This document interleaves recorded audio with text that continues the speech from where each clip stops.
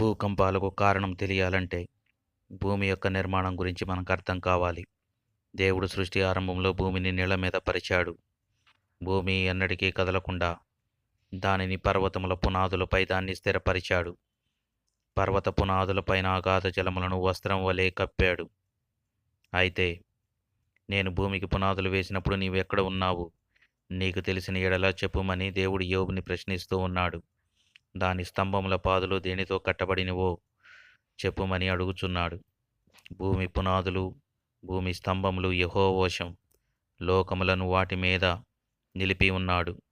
ఆ స్తంభములను అదరజేయువాడు ఆయనే. సముద్ర తరంగములు ఘోషించున్నట్లుగా రేపువాడు ఆయనే.